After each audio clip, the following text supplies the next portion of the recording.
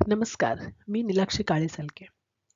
मातृगंधाच्या छान छान गोष्टीत आपण ऐकणार आहोत भटकी सैलानी अश्विनी बर्वे. समुद्राच्या हाका मला ऐकू येतात, रस्ते मला बोलावत असतात आणि हवा माझा हात घट्ट धरून ठेवते. मग मला प्रवास केल्याशिवाय राहवतच नाही. पाठीवर सॅक घेऊन मला निघावंच लागतं. सैलानीने आपल्या मुलाखतीत सांगितलं. सैलानीचं आडनाव काय आहे हे कोणालाच माहीत नाही, पण ती भटकी सैलानी म्हणून सगळीकडे प्रसिद्ध आहे.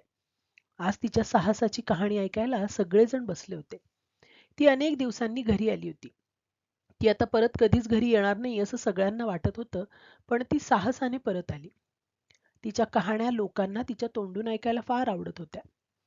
म्हणून ती आज आपली कहाणी सांगत होती. साहसाच्या कथा, त्याही एकापेक्षा एक भयानक आणि थरारक. त्या दिवशी भयानक वारं सुटलं होतं. गावात सगळीकडे मोठमोठ्याने दवंडी दिली जात होती. सगळ्यांना घरात बसून राहायला सांगितलं होतं. माझे बापू एक मासेमार आहेत. ते आपली होडी नीट करण्याचा प्रयत्न करत होते. त्यांनाही वाऱ्याचा वेग कळत होता, पण हे काम त्यांना आज पूर्ण करायचंच होतं. त्यांच्याजवळ मी खेळत होते. जा तू घरी, मी आलोच, बाप्पू म्हणाला. पण मी काही तिथून हलले नाही. समुद्राजवळ मी सतत खेळत असायचे. मला वारं, समुद्राच्या लाटा यांची अजिबात भीती वाटत नसे. ती ती लाट माझ्या पायाशी आली की मी घरी जाईन, मी म्हणाले. बरं, पण तेवढी एकच हं, बाप्पू म्हणाला. पण मी सांगितलेली लाट हळूहळू मोठी होत जोरात किनाऱ्यावर येऊन धडकली. त्या लाटेवर मजेत स्वार होत मी पुढे जाऊ लागले. मला खूप मजा वाटत होती. बापूला वाटलं नेहमीसारखी मी थोडी लांब जाईल आणि येईल परत पोहत. पण मला आपण किती लांब पोहत जात आहोत याचं भानच राहिलं नाही. मी पुढे पुढे जातच राहिले. आनंदाने मी बापूला तिथून काही सांगत होते. पण बापू खूप लांब राहिला होता. त्याला कळलंच नाही मी एवढी लांब गेल्याचे. तो हाका मारू लागला, परत फिर म्हणू लागला. होडी परत पाण्यात ढकलावी आणि निघावं असंही त्याला वाटलं. पण ते शक्य नव्हतं, कारण होडीला खूप मोठं भोग पडलेलं होतं. वादळामुळे आजूबाजूला कोणीही दिसत नव्हतं. त्याने सगळ्यांना हाका मारून समुद्रात मला शोधण्याचा खूप प्रयत्न केला. पण काही उपयोग झाला नाही. असे कितीतरी दिवस गेले, पण मी सापडले नाही. मी सुरुवातीला मजेत पोहत होते. किती लांब पोहोचले हे मला कळलंच नाही. वारा माझ्या बाजूने होता, त्यामुळे लाटांवर स्वार होत मी खूप दूरपर्यंत जाऊ शकेल असे मला वाटले. मला बापू आणि त्याची होडी याचीही आठवण राहिली नाही. आपण एकदाचे एकटेच प्रवासाला निघालो याचीच मला गंमत वाटत होती. पण हळूहळू अंधार होऊ लागला. आता नक्की कुठे वळलो तर आपण घराकडे पोहोचू हे मला कळत नव्हते. सगळीकडे पाणीच पाणी आणि लांबवर झाडी होती. किनारा दिसत नव्हता. मागे फिरायचं म्हणजे कोणत्या बाजूला हेही लक्षात येत नव्हतं. त्यामुळे पुढे जाण्याशिवाय गत्यंतर नव्हतं. लांबवर काही मोठ्या बोटी जात होत्या. माझा आवाज त्यांच्यापर्यंत कसा पोहोचणार होता? म्हणून मी जोरात पोहण्याचा निर्णय घेतला. आपण आज एक तरी बोट पकडायलाच हवी असं वाटलं, पण ते शक्य नव्हतं. मी खूप दमले होते. मला हालचाल करणं अशक्य वाटायला लागलं. माझे डोळे मिटू लागले, झोप येऊ लागली. अशा वेळी काय करायचं हे मला माहीत होतं. मी जवळच वाहणाऱ्या एका ओंडक्याला धरलं आणि मस्त डोळे मिटून घेतले. नंतर किती वेळ मी अशी पोहत होते माहीत नाही. मला जाग आली तेव्हा मी एका बेटावर होते. तिथं दाट जंगल होतं. मी चिखलात पानांनी आच्छादलेल्या जमिनीवर पडले होते आणि मग माझ्या लक्षात आलं की आपण एकटे आहोत. मा आणि बापू इथं नाहीत. मी किती दिवस झोपून होते माहीत नाही. मी उठले तेव्हा मला खूप भूक लागली होती. कधी एकदा पोटात काहीतरी घालते असं झालं होतं. उठून उभं राहण्याचं त्राणही माझ्यात नव्हतं. पण बापू म्हणायचा तसं मी स्वतःला म्हटलं, चला उठा, कामाला लागा, खायला काहीतरी शोधा. दुसरी ओळ माझी मी जोडली. मी उताणी पडल्या पडल्या नजरेनं बघू लागले काही दिसतंय का. मी कशीबशी उठले, हातात एक काठी घेतली. माझ्या पायातल्या चपला कधीच वाहून गेल्या होत्या. हातापायाला जखमा झालेल्या होत्या, पण दुखत नव्हतं. आता सगळ्यात आधी काहीतरी खायला शोधायला हवं. पण थोड्या वेळाने मला सारख्या ढेकरा येऊ लागल्या. सारखं करून माझा घसा दुखू लागला. आजूबाजूला कोणीच नाही. माझ्या एकटीचाच आवाज ऐकू येत होता. तरीही मी पुढे पुढे चालू लागले. समुद्राच्या किनाऱ्याने चालायचे झाले तरी रस्त्यात खूप झाडी होती. मधूनच एखाद्या झाडाला वळसा घालून पुढे गेलो तर रस्ता चुकेल, म्हणून मी झाडांच्या बारीकशा जागेतून सुद्धा जायला बघत होते. मी मोठमोठ्याने कविता म्हणायला लागले. म्हणजे कोणाला तरी माझा आवाज जाईल. पण वर आकाशात सुद्धा कोणी दिसत नव्हते. माझ्या पायाला खूप जखमा झाल्या होत्या. मध्येच काही टोकदार पायाला टोचत होते, पण तरीही मी चालत राहिले. काही ठिकाणी झाडं पडलेली होती. त्यांच्यावरून उड्या मारून चालताना मी पडत होते. बरं झालं माझ्या अंगात टी-शर्ट आणि बरमुडा होती. संध्याकाळ होऊ लागली होती. बापू म्हणत असे, "जंगलात अंधार लवकर होतो." पण कोणीच माझ्या मदतीला आलं नव्हतं. कुठेही होड्यांचा आवाज येत नव्हता.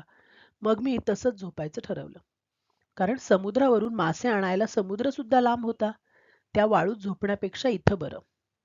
त्या रात्री मला गाढ झोप लागली कारण चालून आणि पोटात काही नसल्याने मी खूप दमले होते. शिवाय मी किती दिवस इथे आहे हेही मला कळत नव्हते. रात्रीतून किती किडे माझ्या अंगावरून गेले असतील कोणास ठाऊक. मागच्या वर्षी डिस्कव्हरीवर दाखवलेला मोठा विषारी कोळी तिथं होता. मला वाटलं तो माणसावरही हल्ला करत असेल, पण तसं काही झालं नाही. आम्ही आपापल्या रस्त्याने पुढे गेलो. मी परत समुद्र किनाऱ्याचा रस्ता धरला. तेवढ्यात मला एक झोपडीसारखं काहीतरी समोर आहे असं वाटलं. माझ्या डोळ्यावर खूप झापड येत होती. मी अधूनमधून डोळे मिटत होते, पण मी पक्क ठरवलं होतं की त्या झोपडीपर्यंत जायचं. मी कशीबशी तिथं पोहोचले. वाटेत मला खूप खरचटलं, पण तरीही हेलपाटे खात मी त्या झोपडीत गेले. तिथे कोल्ड्रिंक्सच्या रिकाम्या बाटल्या पडलेल्या होत्या. फार फार दुखत होते, पण मला झोपही येत होती. मी तिथेच झोपायचं ठरवले. मला कोणीतरी उठवत होतं, तसं खरंच होतं की मला भास होत होता. कोणीतरी इंग्लिशमध्ये बोलत होतं, "प्लीज वेक अप." काही जण तर मला न कळणारी कोणती तरी भाषा बोलत होते. मी कसेबसे डोळे उघडले, तेव्हा पाहिलं तिथं 4-5 माणसं समोर उभी होती. ती मला पकडायला तर आली नसतील ना? किती दरोडेखोर होती. मी उठून पळून जाणार तेव्हा त्यातला एक जण म्हणाला, म्हणजे मला असं वाटलं तो असं म्हणाला असेल, कारण तो कोणत्या भाषेत बोलतोय हे मला कळत नव्हतं. तो म्हणाला, "घाबरू नको, आम्ही तुला काही करणार नाही. तू कुठून आलीस?" मी कसंबसं माझ्या गावाचं नाव सांगितलं. पण त्यांना कळलं नाही. मग मी इंडिया म्हटले. मग ते आपापसात काहीतरी बोलले आणि मला आपल्याबरोबर घेऊन जायला तयार झाले. "पण आपण जाणार कसे?" मी विचारलं. ते हातवारे करत पोहोच जाऊ असं म्हणाले. ते सगळेजण साहस म्हणून पोहत पोहत भारतात येत होते. त्यांच्याजवळ एक लांब बोट सुद्धा होती, पण ती अजून त्यांच्यापर्यंत पोहोचली नव्हती. तिचं काहीतरी काम निघालं असेल म्हणून हे चौघजण पुढे निघाले. त्यांनी मला खायला दिलं. मी ते हावरटासारखं खाल्लं. त्यात वाळवलेले मासे होते. किती दिवसांनी मी खाल्लं होतं. त्यातल्या एकाने मला त्याच्याकडचा शर्ट दिला. तो मला ढगळा होत होता, पण मी तो घातला. "तुला नक्की पोहता येतं ना?" मी मानेनं हो म्हटलं. मीही खाणाखुणा करून त्यांच्याशी बोलत होते. आम्ही निघालो. ते सगळेजण खूप जोरात पोहत होते. मला तसे जमत नव्हते. मला सारखी झोप येत होती. माझा खांदा दुखत होता आणि पायाला खूप जखमा झाल्या होत्या. रात्र होत आली म्हणून आम्ही एका किनाऱ्यावर गेलो. तिथं तर वाळू जाम गार झाली होती. माझ्या पायातून रक्त येत असल्याने मला नीट चालताही येत नव्हतं. त्यांनी उचलून मला तंबूत नेलं, माझ्या जखमा बांधल्या आणि मला भरपूर खायला घातलं. आता मी पोहू शकणार नाही असंच मला वाटत होतं. झोपेत मी तसाच विचार करत होते. मी एका बोटीत बसले आहे. ती बोट मस्त हेलकावे खात समुद्रातून जात आहे. मी मजेत समुद्राचे वारे अंगावर घेत माझं गाव आलं का याचा शोध घेत होते. मी जवळ-जवळ 2 महिने बाहेर होते. आता लोक मला ओळखतील ना, माझा बापू मला ओळखेल ना आणि दचकून मी जागी झाले. माझं स्वप्न खरं झालं होतं, तर मी खरोखरच मोठ्या बोटीत होते. त्या चौघांची ती बोट होती. त्यांनी माझी वाईट अवस्था पाहून मला बोटीत टाकलं होतं. मी 3 दिवस झोपून होते. मला कशाचीच शुद्ध नव्हती. पण मी जेव्हा शुद्धीवर आले, तेव्हा माझ्या लक्षात आलं, की किनाऱ्यावर कोणीतरी मला हात करत आहे. मी 2 महिन्यात चांगलीच उंच झाले असं मला वाटलं, कारण हात करणारा माणूस मला सगळा दिसत होता. तो माझा बापू होता. थँक गॉड बापूने मला ओळखलं. आमची बोट किनाऱ्यावर लागली आणि बापू धावत माझ्याकडे आला. तो म्हातारा दिसत होता. त्याने मला जवळ घेतलं आणि माझ्या खूप पाप्या घेतल्या. मला लाज वाटत होती. ती चौघं माझ्याकडे बघत होती. त्यांनी आम्हाला जातो असा हात केला आणि ते निघाले. त्या चौघांनी माझ्या अंगात अजून साहस भरलं होतं.